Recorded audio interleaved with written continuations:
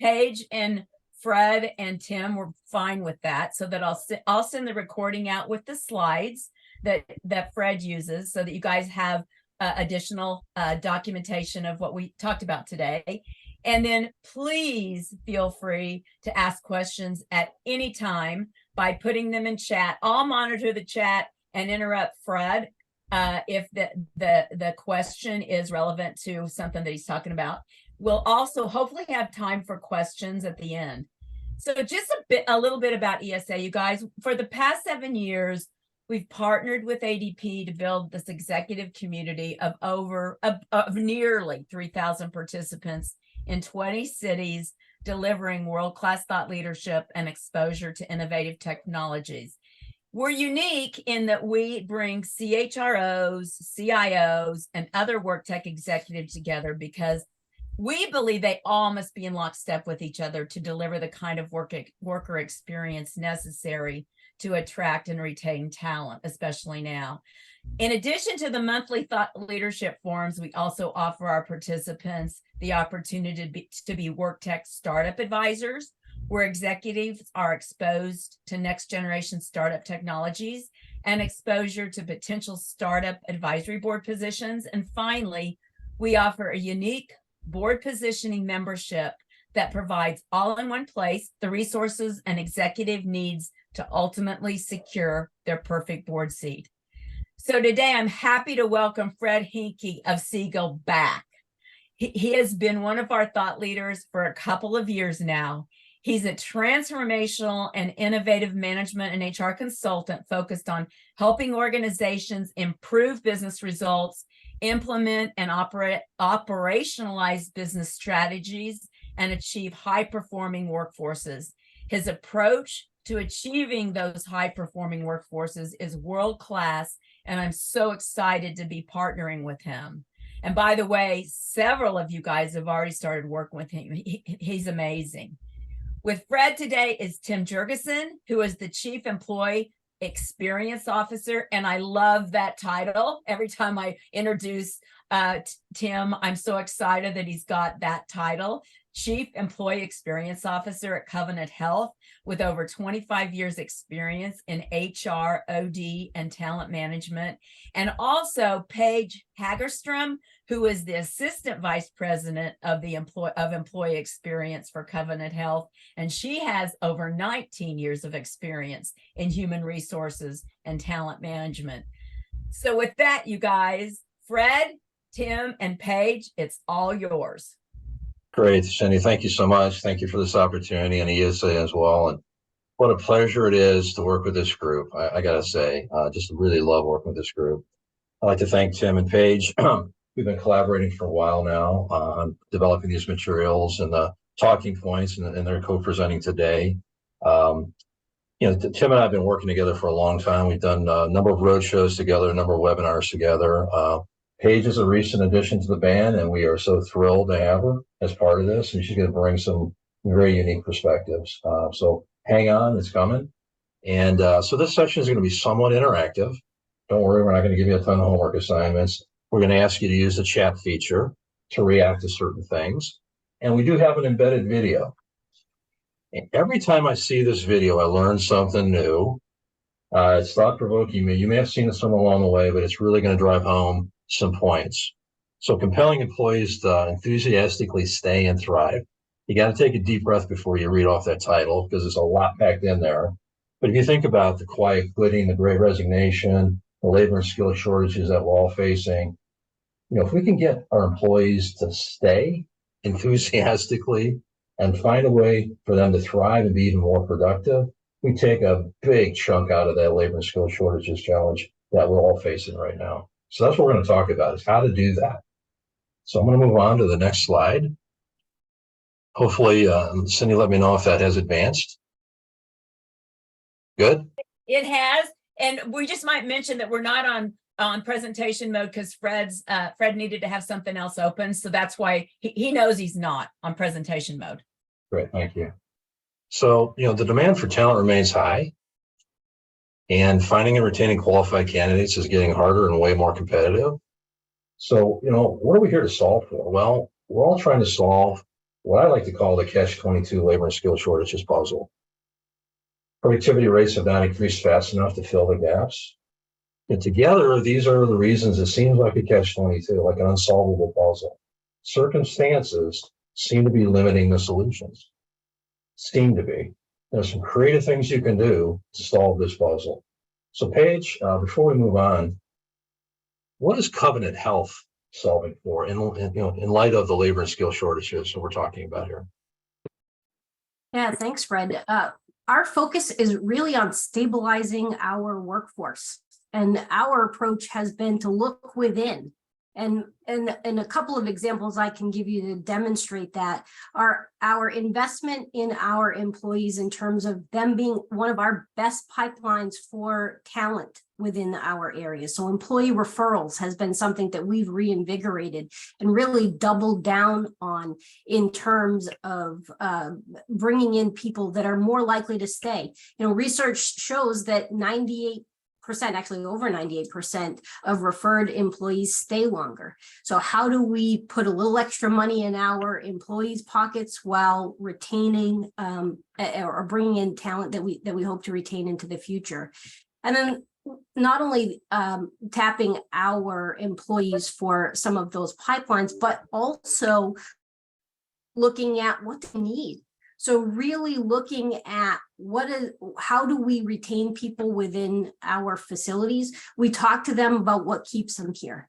We do what we call stay interviews, and we've implemented this over the last couple of years, and it really is a concerted effort amongst leaders to build those relationships between our employees and themselves, because we know that people who have a good relationship with their leader stay longer. So, you know, what we're solving for is the fact that there aren't a lot of people out there, and we need to keep the ones we have and continue to bring people in who want to continue to work for us.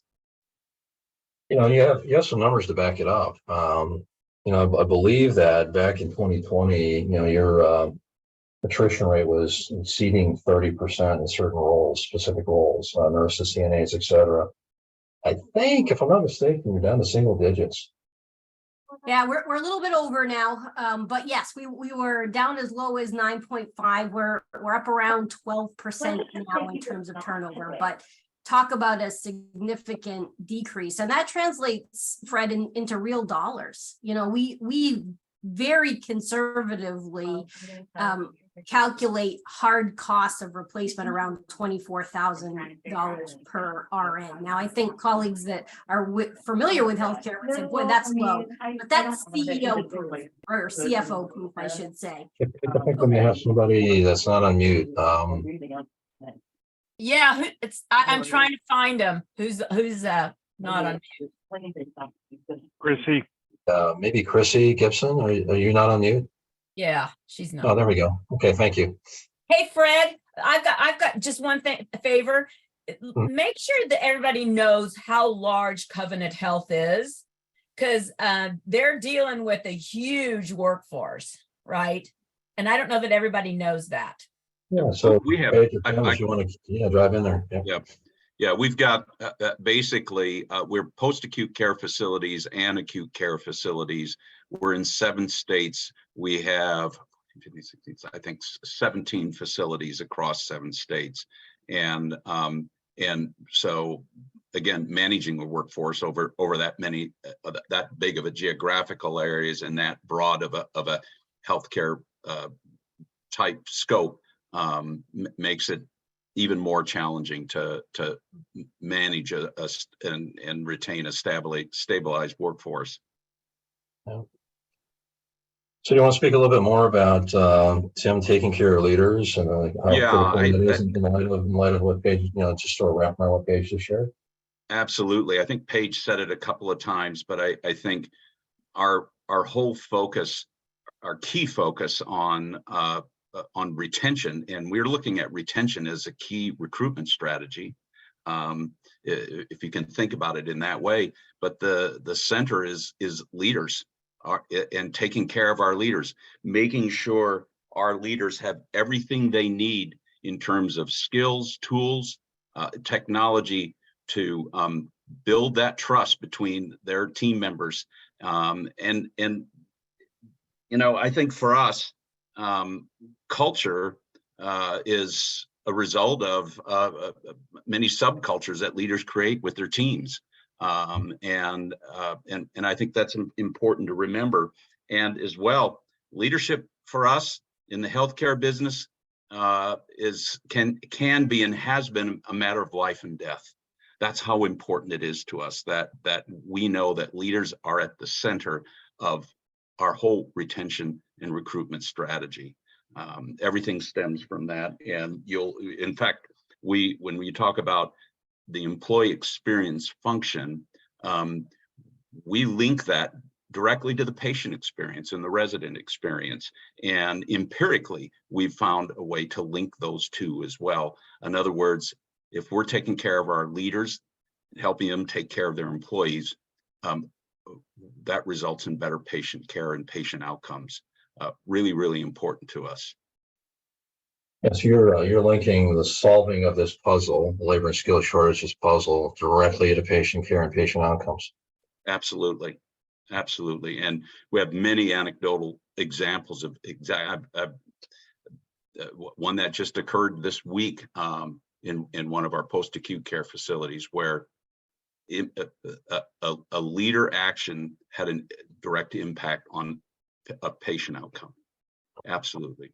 So you're not that you're not concerned with everybody's well-being, but you're starting with the leaders and their well-being and their ability to be a leader inside the organization with the values and such and mission of the organization. I'll move on to the next topic, which is right in line with what you just said. So, well-being means 10 things to 9 people these days. There's so much out there on it. And, for me, it's really kind of looking at holistically physical, mental, emotional, social, and financial, and balancing all of those various elements. And well-being issues and stressors are coming from a lot of different directions, and they affect different parts of your workforce differently. And so for example, just kind of picking on financial for a moment, I was not surprised by it, but alarmed by it as well. 78% of people working in the United States today are living paycheck to paycheck. And that's not just low wage earners. They're high wage earners as well. They're living paycheck to paycheck. And when you have financial stress in your life, right, that permeates into your work environment. Absolutely. And as you look at these various stressors, they affect not only well-being, but they also affect productivity. And it's really important that you balance these out in your approach to well-being. We have to remind ourselves that one size isn't going to fit all. From a solution standpoint, since we have a combination of, in the case of healthcare, patient-facing workers, which translates into other industries as on-site workers, and support workers, which translates into off-site workers in many industries. And some are on-site all the time, other workers are remote, and some are in a hybrid situation. And we've got to come up with solutions that really address the various needs of each of those types of workers. So Tim, can you provide some examples of what Covenant is doing, with a few of these stressors? Sure. I think, Paige talked a little bit about these stay interviews, and with new employees, we talk them within 30 days to ask what are the types of things that they need, what are they looking for, what are they excited about, what are the things that they have concerns about in terms of their performing their roles. And one of the things that we've found out is, in terms of work-life balance, is scheduling flexibility. So one of the things that we're in the process of putting in place is an AI-driven scheduling software that actually puts scheduling in the hands of these RNs and vocational nurses. So, and not just in 12-hour shifts anymore, we're looking at 4, 6, 8, 10-hour shifts that, again, it attracts workforce in terms of our talent pool, and it helps retain. So that's just one of those things is flexibility in scheduling as it impacts their work-life balance. Another thing that I'm excited about that we put in place last year was a different approach to EAP. Because employee well-being is so critical, and they've told us, our employees, we've asked them, and they've told us that that's important to them. And we took a different approach to EAP. We actually had over 2,000% within 1 quarter utilization increase in that EAP, making it more accessible and looking at it, combining technology and on-site EAP resources. And a third example I'll give you that I think is really, really important. In fact, I love it when I get memos. We have a tuition, it's called Tuition.io, but it's basically a service, a benefit that helps employees manage student loans. And I just got an email, it was actually late last week, from an employee thanking us for this benefit as it helped her navigate finding a way to get her student loan paid off.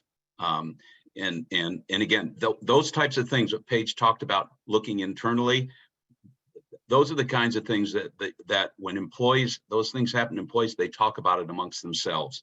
And again, it impacts just how it feels to work here when they see the organization taking care of them in those ways. But those are 3 specific things that, again, our employees have reacted in terms of when you look at our retention and how it continues to improve. So kind of in summary, in a nutshell, so where these stressors are coming into play and the employees' well-being is really being challenged.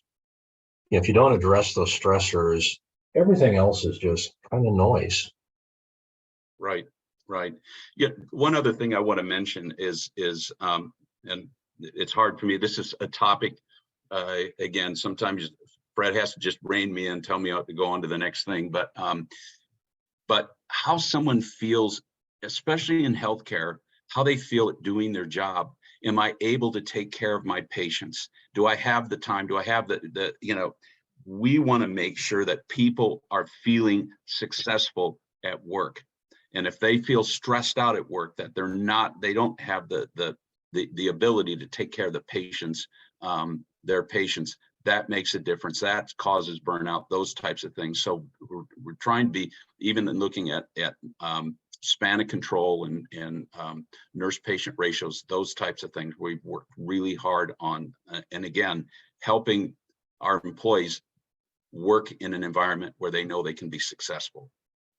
Hey, Paige, anything you want to add to that? No, I think, Tim covered the examples or some of our highlights. I think the key for me is it is that communication directly with employees. It's not a one size fits all. And I think that the same way we engage with our team members to take care of our patients, residents, and family, we need to be willing to do that as employers as well. I think in my mind, they show up for us, we show up for them. And I think that makes all the difference. Perfect. Fred, That's a nice. can I ask a question? Absolutely. I'm hearing the great things you guys are doing in mental and physical and well-being in general. From a financial standpoint, have you guys implemented like early wage access? I keep hearing that is something a lot of companies are doing to help with financial issues. Have you guys done anything like that for the financial part of well-being?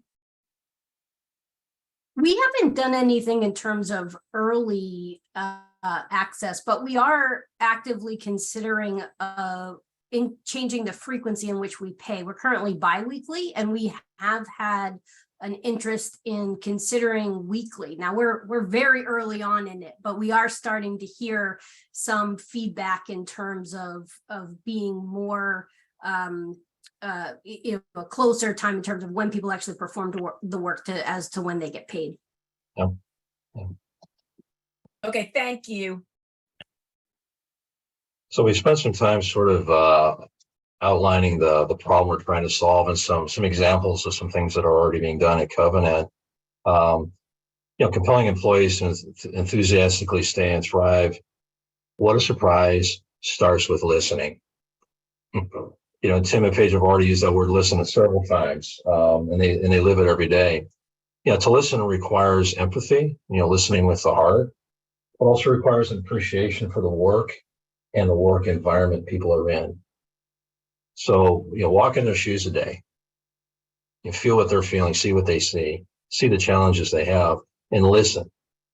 So Tim, per the previous slide, please add your thoughts about how to listen for the issues employees are facing and speak to the next 4 building blocks on how to solve, inspire, connect, recognize, and develop to set the stage for what we're going to do next.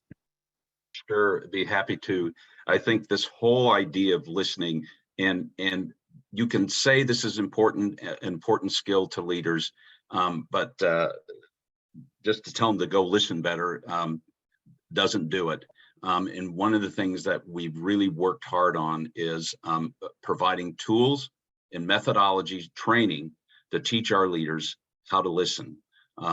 Paige mentioned one of those, the stay interview, and there's training in terms of how to conduct these stay interviews. And it's all about, those stay interviews are all about listening, a leader listening. We don't do those stay interviews at the same time that we might do in a performance appraisal or those types of things. It's all about listening and asking the right questions. The impact this had when we put these in place has, for both leaders and employees, incredible. The stories, the many stories has been amazing. It actually changed, I think, in a very short time, a matter of weeks, what it felt like across our 7 states of facilities.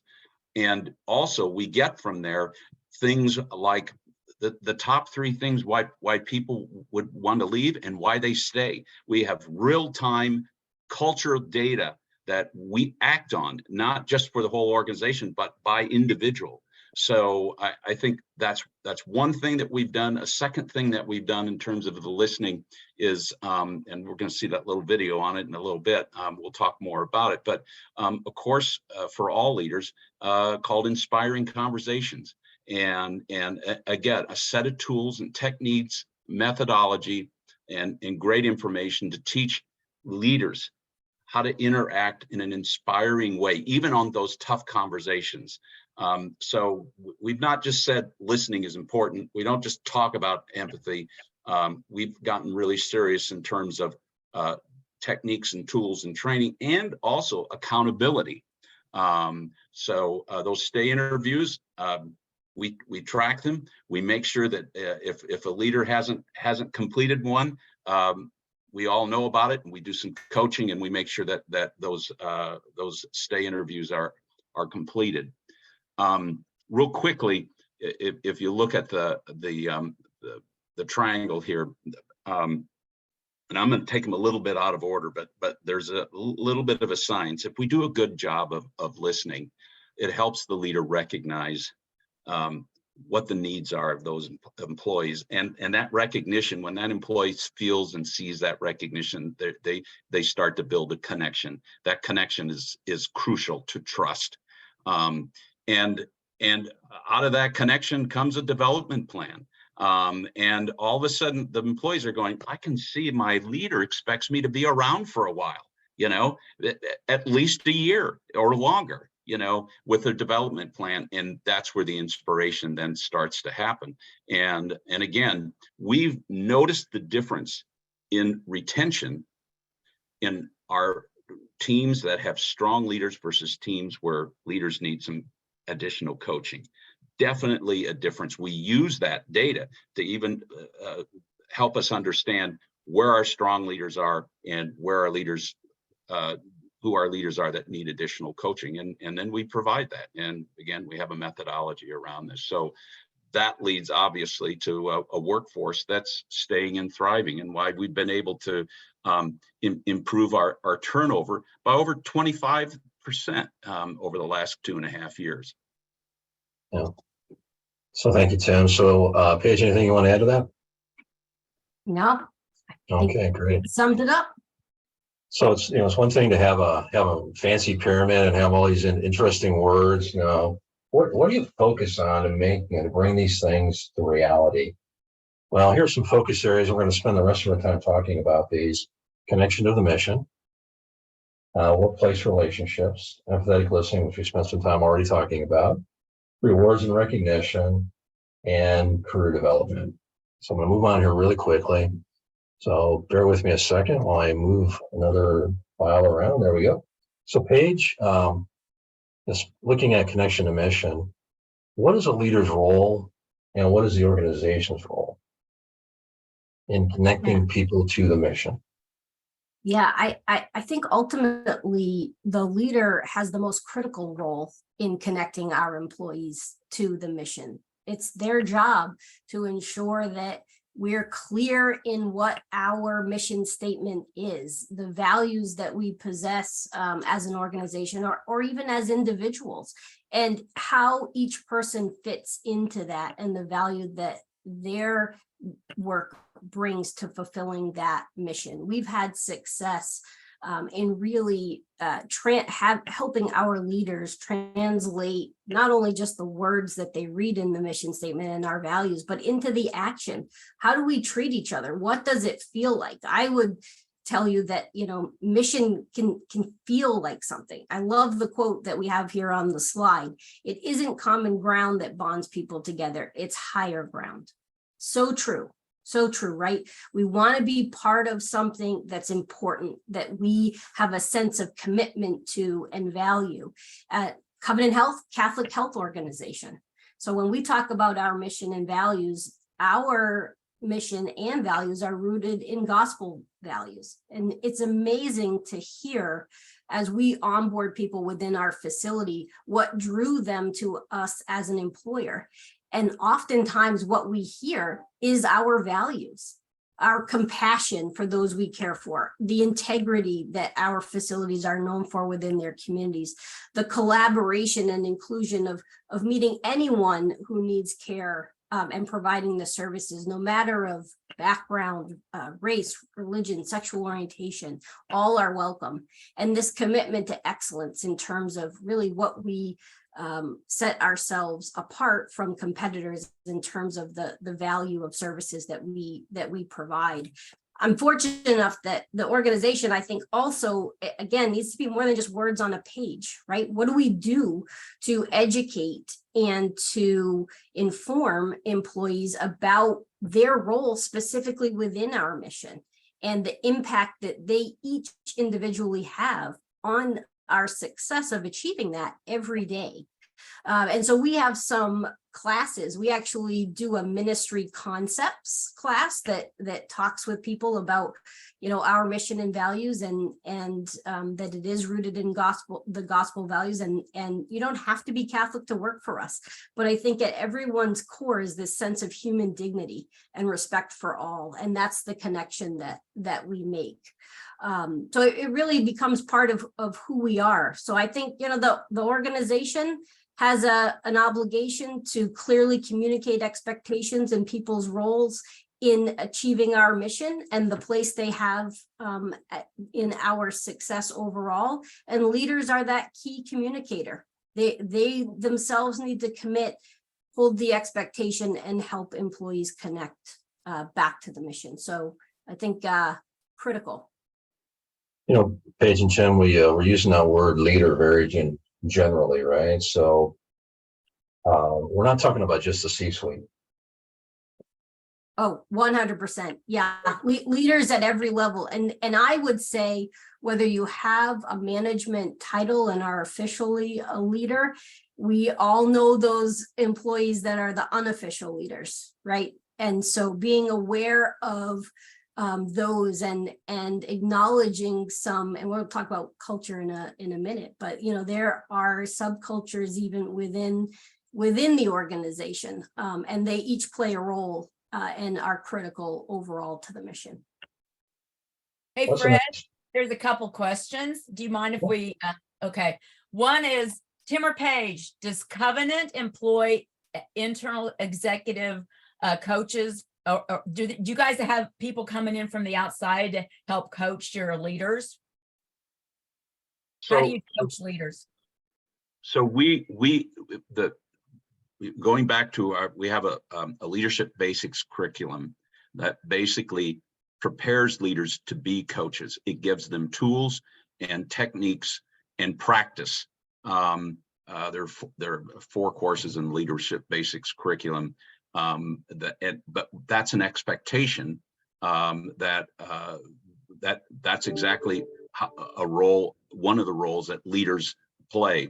We have 4 core key competencies we expect each leader to embrace and perform against. I'll quickly share what those are.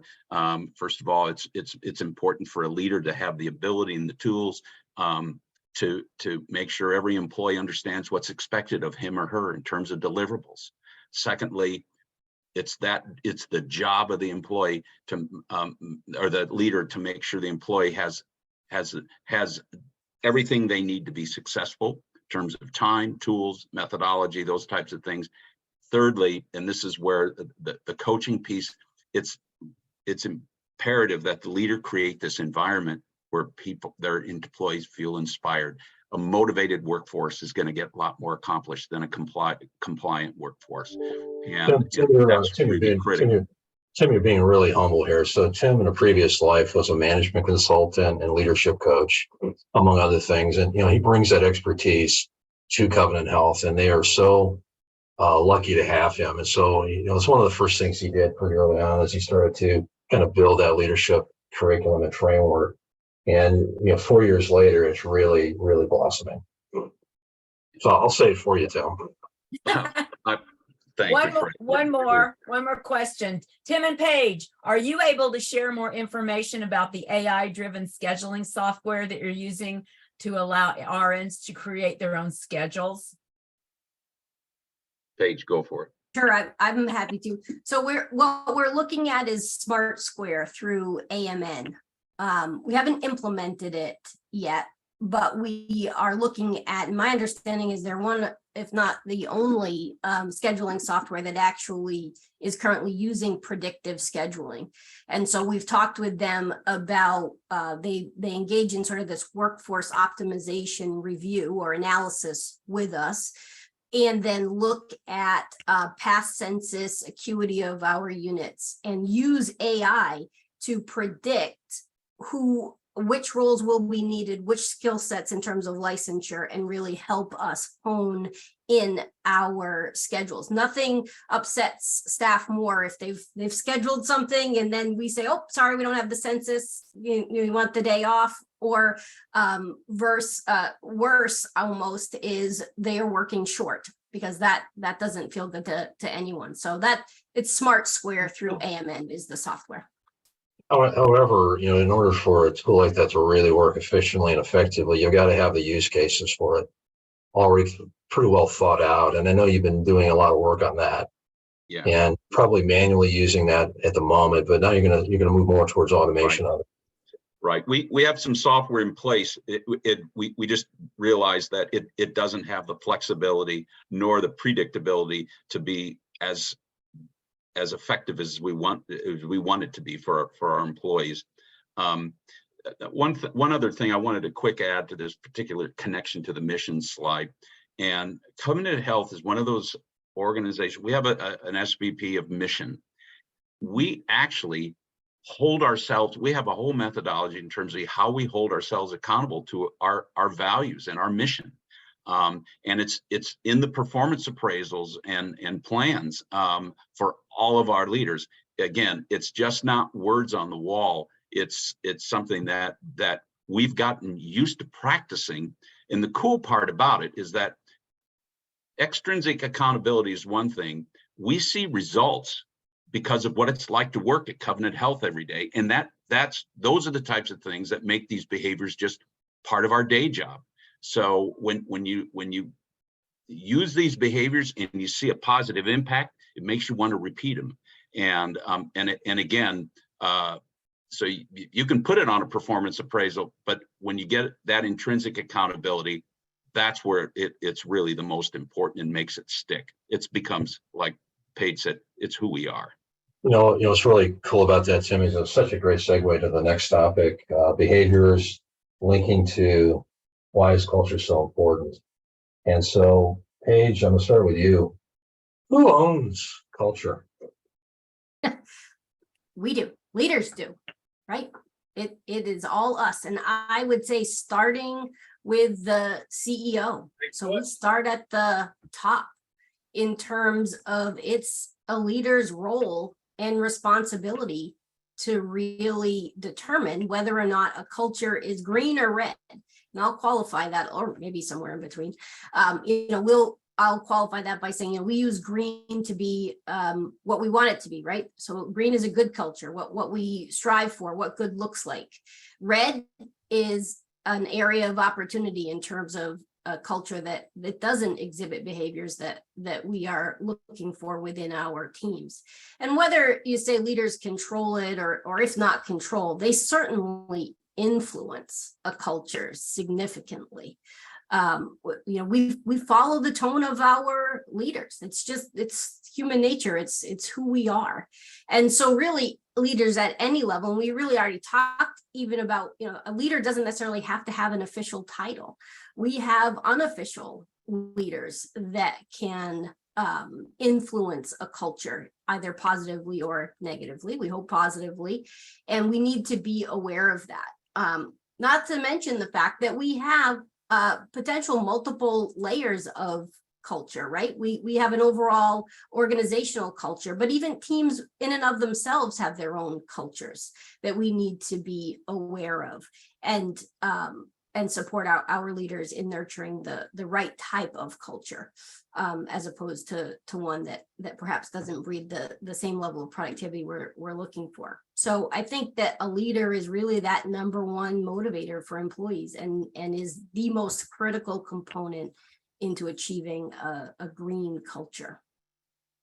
Great segue into the next thing we're going to do here, Paige. So lead us through this. Yes. So let's talk a little bit about what good looks like. So to get people involved, please use your chat. I don't know if you can come off mute or not, but certainly, what does good look like? If somebody were to say we have a high performing department with a great culture, what would you observe people doing? What does that look like? What does a green culture, a good culture look like?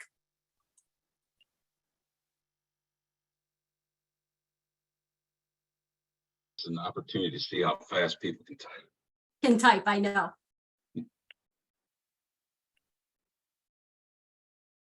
Yeah. Low absenteeism is popping up. Yeah.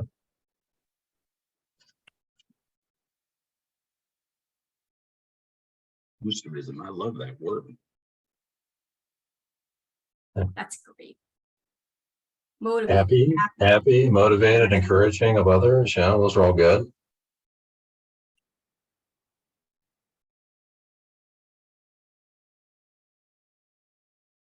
Goal achievement and team performance. Great. Yeah.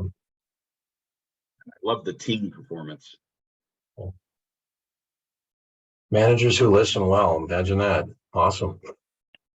And are responsive. Doing things right. Psychological safety, all great. Yeah. Open communications, transparency. You're never going to avoid conflict completely. There's always going to be some level of conflict, right? It's how you handle it. So I would assume in a green culture, there's a reasonably good way of handling conflict that's not creating damage and is moving things forward in a positive way. Not afraid of dissent. I love that. Feeling a culture where it's totally accepted that if you disagree, you have an opportunity to do that, and a method that does it in a respectful way. Yep. Very good. Well, we got a lot of great input here. Thanks, everyone.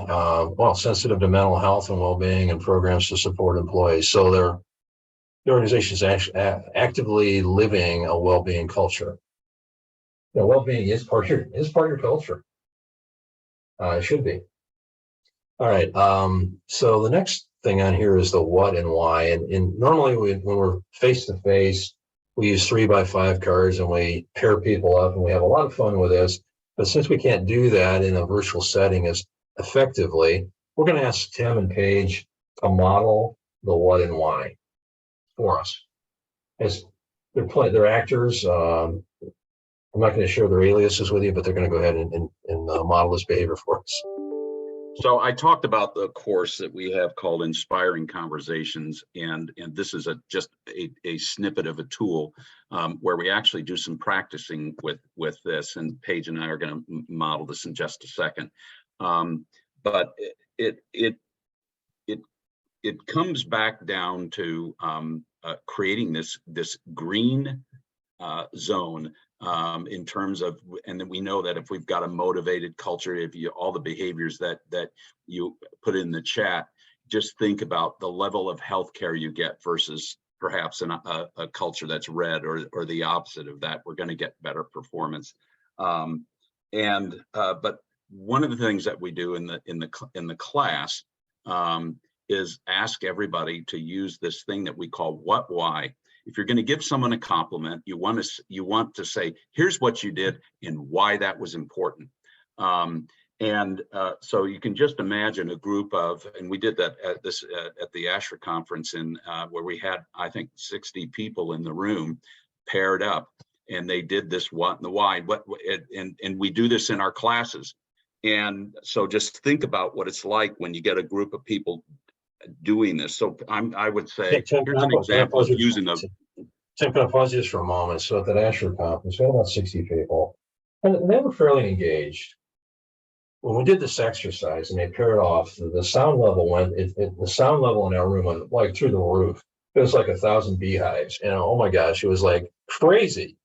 And then after the exercise was over, oh my goodness, the smiles on people's faces, the engagement level shot through the roof. Paige, you were there, you witnessed that as well. Just wanted to share that we saw it live with a very large group, what this can do. And Tim, carry on, please. Sure. No, so what we mean by what and why, and by the way, this is a tool that I learned over 40 years ago in marriage counseling. So it's one of these things that these leader skills we found are life skills. They just aren't confined to the workplace. And I'm still married to my first wife, so it's worked, and I still practice. But here's an example, and actually this is something that actually happened. Paige, we had an issue with a performance issue with a CNO in one of our facilities, but I had an opportunity to say to Paige, hey, your intervention in this difficult situation with the CNO was not only effective and timely, that's the what. It led to the retention of a valuable employee. So I got a what and a why. And the interesting thing about this is that when you do that, when you follow up with those types of things, it never gets old. There's something about it that makes that I think continues to build on and sustain this connection, this trust, this fact that I've been observed that. So this what and a why. And Paige, I think you were going to give me a compliment, weren't you? I am. I know it doesn't happen very often, Tim, but so write this down. I put a lot of thought into this one. So my compliment is your support for my professional growth over the last few years has made such a positive difference in my confidence, ability to lead, and ultimately my professional success within Covenant. Well, I appreciate that. So the idea here, this is a tool you can take away from today. And in fact, you know, you can, I've taught this where somebody's gone on a break and called their son or daughter and used the what and why. It's interesting, such a simple tool, such a simple competence, but it's a lot different than just saying, hey, good job. The flip side of the what and why is if you want to give in the moment constructive feedback on, and we add a second what and a why. Say, here's, and it reminds me when I remember being in a jail infirmary where I used to work, where we provided healthcare in a lot of different jails. But I noticed a nurse use this with someone that had done med pass, and they brought the med cart back to the infirmary and didn't lock it up. Basically, it said, "Hey, I just noticed that you finished med pass and you left that card unlocked. that could create a real safety issue for not only the patients, we didn't call them inmates, the patients, and also our employees. That's a first what and why. Second, she followed up. She says, next time, make sure that you secure that, because everyone will be safer because of that. Two what and whys. Here's what you did and why that probably didn't work so well. Here's what you should do differently and why that's better. What, why, in the moment, when you think about a tool that you can walk away with, that can make a difference in how someone receives your feedback.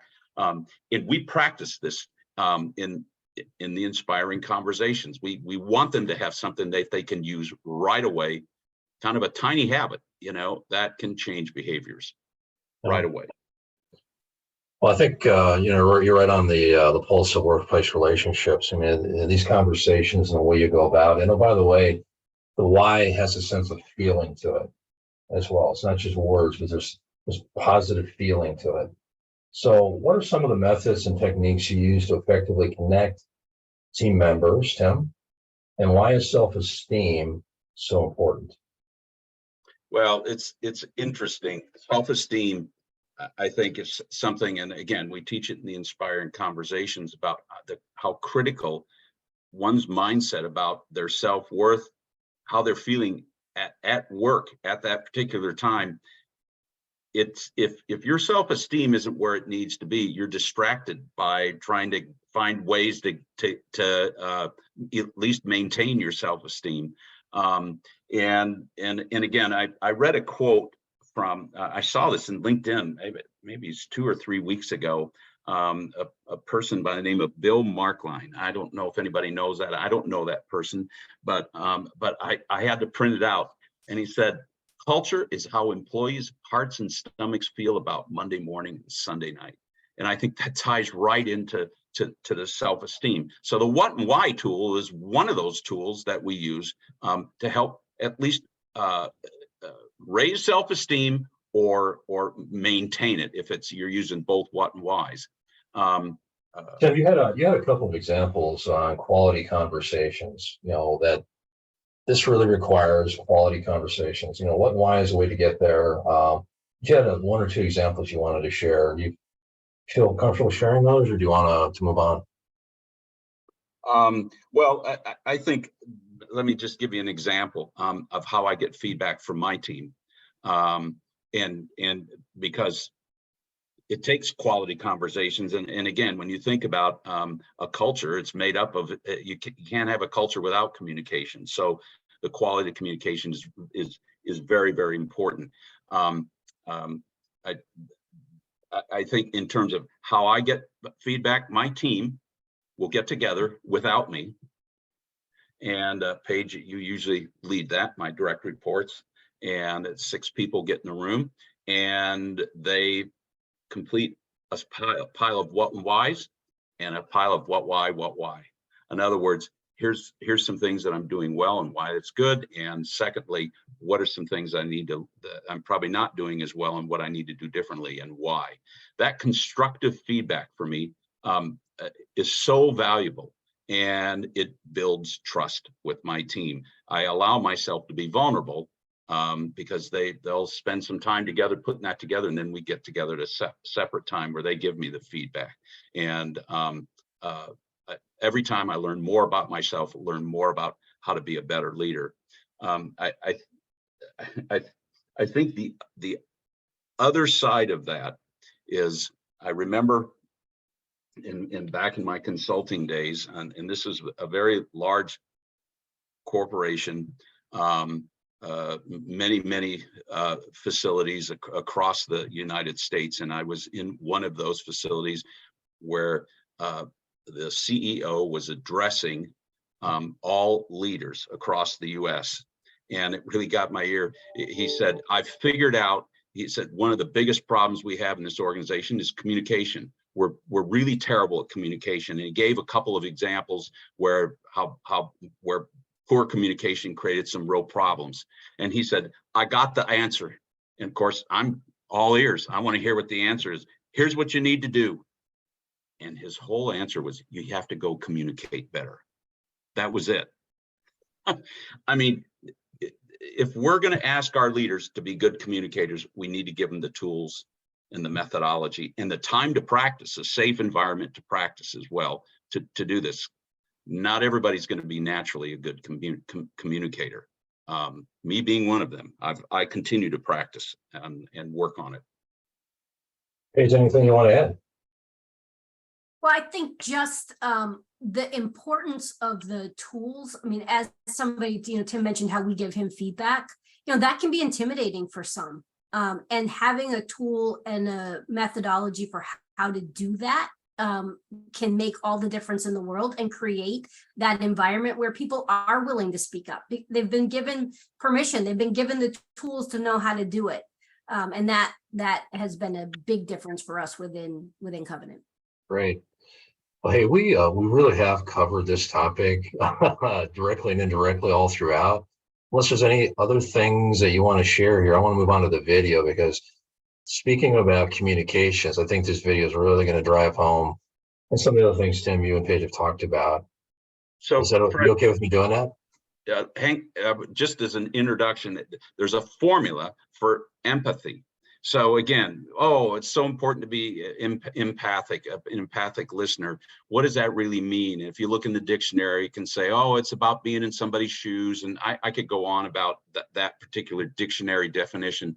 We've simplified it. Again, another tool is responding empathically. Somebody said, how do you know if you're listening or not? It's one of the things we have a formula of facts and feelings. If someone is upset about something, one of the things that we've taught that this formula about is that you respond empathically. You identify, I noticed that you're upset because, and again, I learned that one in marriage counseling as well, and it's worked out pretty well. Here's a fun video that demonstrates that definition, the ability to recognize and verbalize facts and feelings about a certain situation. Thanks, Tim. I'm going to go ahead and play it. Let me know if you don't hear it. It's just, there's all this pressure, and sometimes it feels like it's right up on me, and I can just feel it, like literally feel it in my head, and it's relentless. And I don't know if it's going to stop. I mean, that's the thing that scares me the most, is that I don't know if it's ever going to stop. Yeah. Well, you do have a nail in your head. It is not about the nail. Are you sure? Because, I'll bet if we got that out of there. Stop trying to fix it. No, I'm not trying to fix it. I'm just pointing out that maybe the nail is causing. You always do this. You always try to fix things when what I really need is for you to just listen. See, I don't think that is what you need. I think what you need is to get the nail See, out. you're not even listening now. Okay, fine. I will listen. Fine. It's just,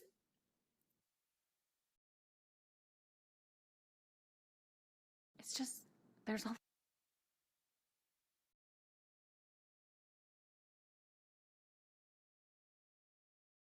My apologies.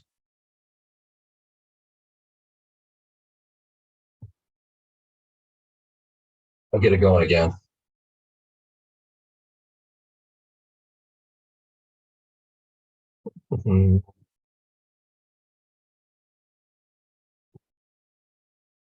Still frozen on your end? Yeah. Yeah.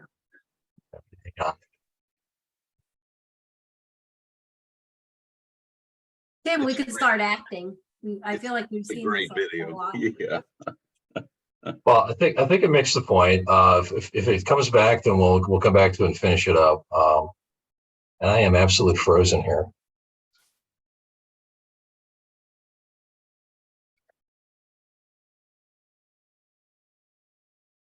Alrighty.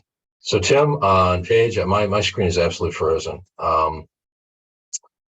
I cannot advance. Fred, we've got 4 minutes left. I'm just wondering if you want to just head to wrap up. Yeah. So Tim, the call to action, if you wouldn't mind going to that and just sort of speak to that, that would be great. Sure. And I think you can talk about the impact of leadership and what that has on an organization in terms of organizational performance. But in terms of some different ways that we've measured that, it's really incredible, putting just the inspiring conversations and the leadership basics courses, as well as these career or stay interviews in place, has had a significant impact on one of the most important ways we measure culture, and that's with turnover. So in terms of what we've learned from this and what we're continuing to embrace and expand on, is taking better care of our leaders and making sure they have everything they need to build those trusting relationships with their employees.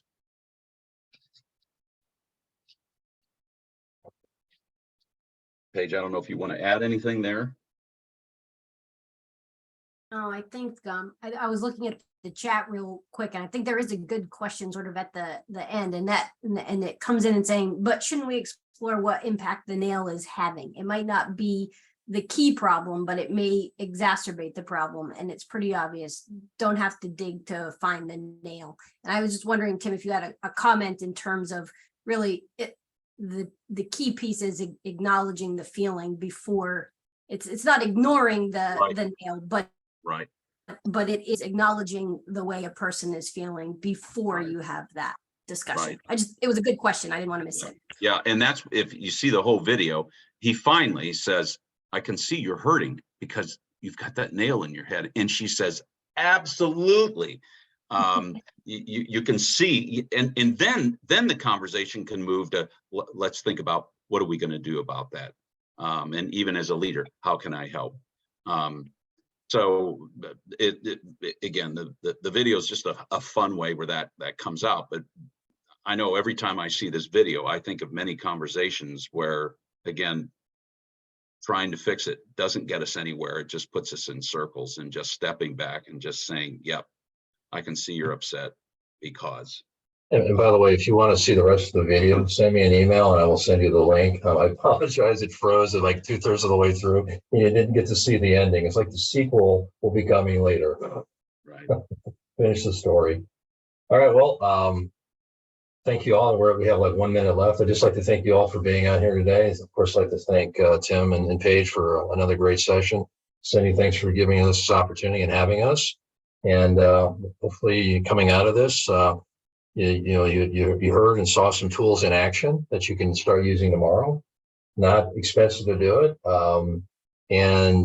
Some of it's common sense, but it's common sense applied consistently with accountability.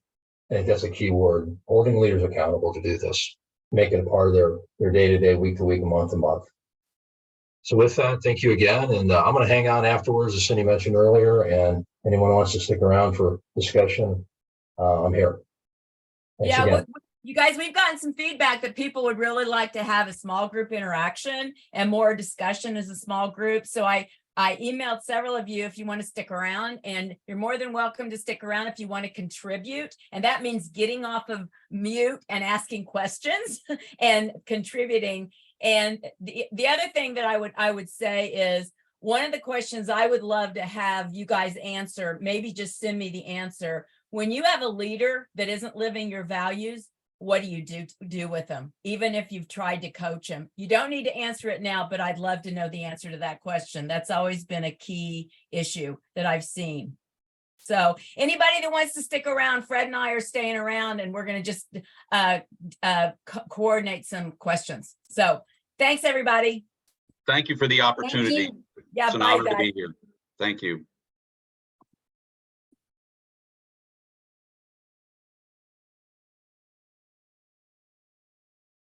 Adrian, you're going to be able to stick around? Yeah, I can stick around for a little bit longer. Yeah. Okay. I noticed you're the one that you've seen the nail, huh? You've seen that video. Yeah. It's classic. Yeah, it is. It is for sure. So Fred, there's a group here. You want to actually ask them some questions? What do you want to talk about? Yeah, I wanna No go back chat, to you guys. There's no chat. You've got to come off mute in these small groups. We want to hear your voice. So I want to throw a couple of stats out first, and I want to talk about what you're all doing or planning to do. So, and some of this isn't new news. Some of this has been around for a while, but it really got magnified during the pandemic and the aftermath of the pandemic, given the remote and hybrid and just crazy work schedules that we now all have and many of our direct reports have. And we're just trying to manage that, right? So 60% or more of the reasons that people leave organizations is directly or indirectly related to the relationship they have with a manager. Well, that's not new news, but it really got magnified. And then 60% of the well-being somebody experiences at work comes through their relationship with their manager. Not EAP, not some variation of EAP, but the relationship they have with their direct manager. And we have so many folks are becoming managers and supervisors for the first time as millennials begin to take over leadership roles in an organization. And you think about the last 3.5 years, what have they been able to observe? How do we develop them into becoming the next generation of leaders? You know, they've been remote. We've been living through crazy times. We haven't been face to face in many situations as much. And we've been dealing with crisis after crisis. That's not day-to-day management per se. It's not like business as usual management. So they've learned how to be managers in crisis mode. And many of them are not prepared to be first-time managers. They haven't been trained. They haven't really had the observations. They haven't had the grounding that many of us may have had in our career along the way to become managers. So first of all, is that something that you're experiencing? And if it is, what are you doing about it? I see it. I think organizations, superiors tend to promote people who are emerging leaders, thinking that they're going to be effective leaders. And there's a gap between emerging leader attributes and effective leader attributes. So one of the answers, I think, is helping people to understand what bright side characteristics they have, the dark side characteristics that are getting in the way of effective leadership, and training people and putting guardrails around dark side characteristics and enabling them to let the bright side characteristics that help them to be successful on a day-to-day basis shine. So a lot of it is leadership development, I think, and making people aware of what works for them and what doesn't work, sort of the what and why you've been talking about. Yeah, thank you, Rick. Fred, I think a lot of companies, and it's not just, in my past, but even today, a lot of companies have promoted people to leaders that were technically strong and not necessarily had the leadership capacity. And so I just think it's important to define what is a leader and what do you want out of a leader. And it's not necessarily the technical person, the one that can do everything the best technically, right? Well, Tim, Tim stressed the empathetic listening and connecting, right? And so did Paige.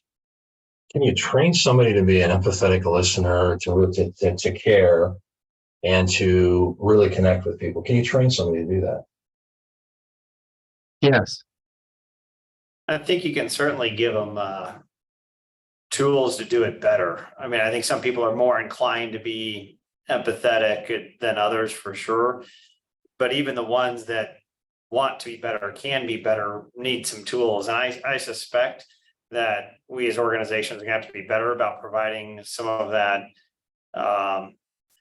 teaching people how to have conversations, whether it's, I heard the term inspiring conversations, there's crucial conversations, like teaching people how to actually engage and probably even in a different line, how to have conversations about holding people accountable. I mean, I see such indirectness in younger people as they